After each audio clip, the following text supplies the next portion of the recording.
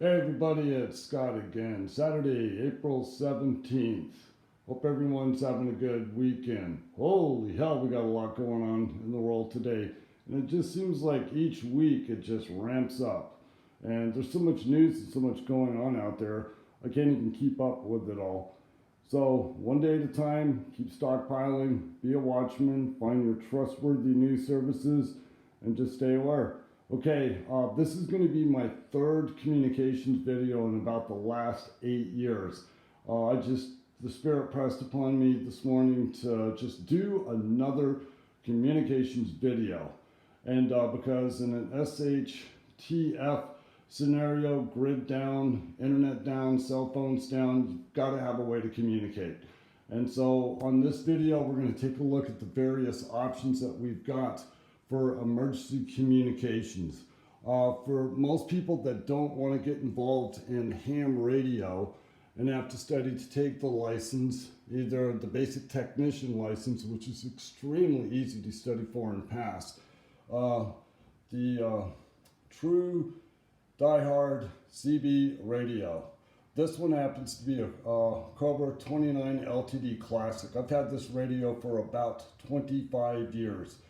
It runs, you can get them today still for about $165, and then about another $40 for a good 36-inch whip antenna. For the little emergency kit in my car, I run with a 16-inch mag mount.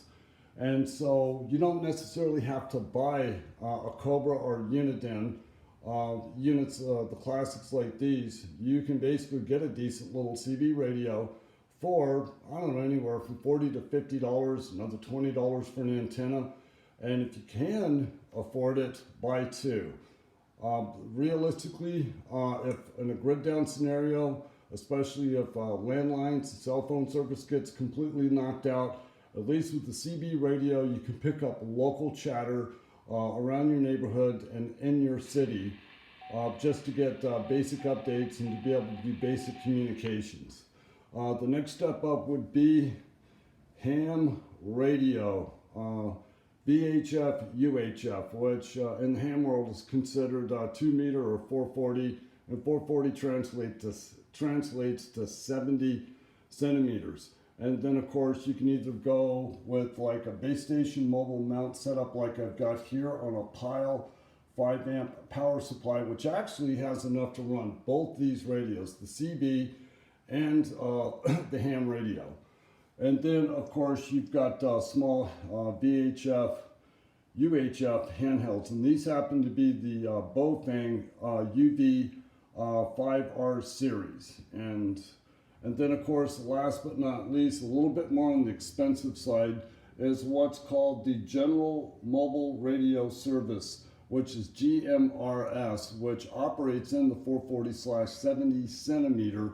You have to have a license to operate one of these. You have to apply for with the FCC and get your license issued. You're restricted to 30 pre-programmed channels in the radio, but which I've got a license for this radio. I call these neighborhood boomers.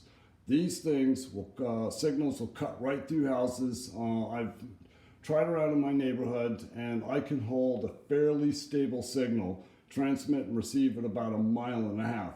But keep in mind, once again, this would be a particular radio that you're going to have to file to get a license for, and slightly different from ham amateur radio, where you've got to study, take a test, pass, and then get your license issued. And so bottom line is there are some options for you to take a look at.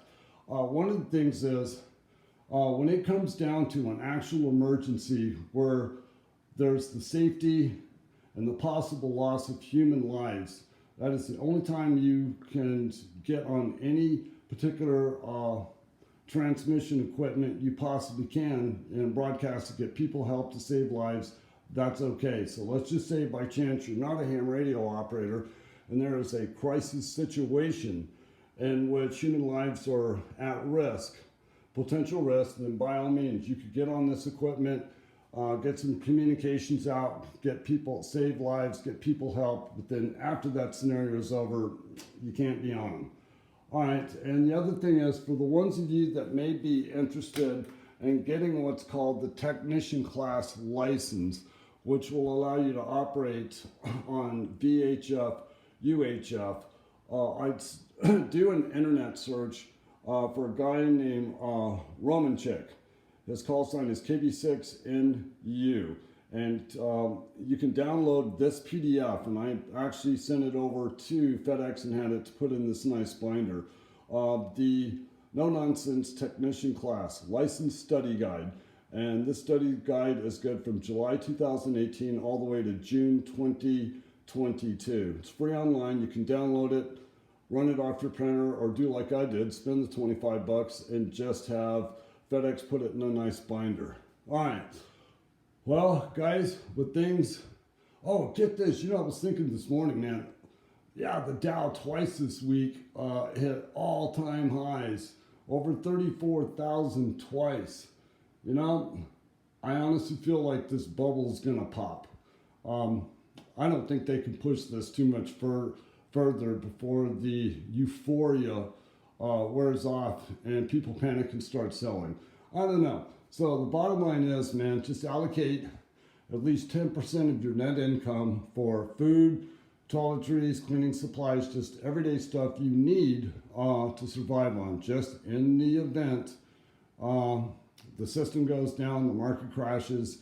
All the reputable preppers and watchmen I've been following online, they keep saying inflation, inflation, inflation.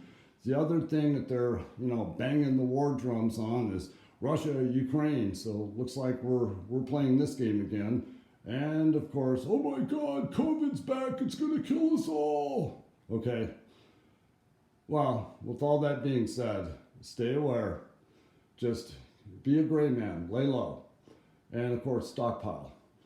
Just keep extra. Not only to take care of yourself and your family, but to help others. All right, guys. Well, that's it. That was the video. With all that being said, stay safe, stay aware, but most importantly, be prepared. I'm out. Ciao.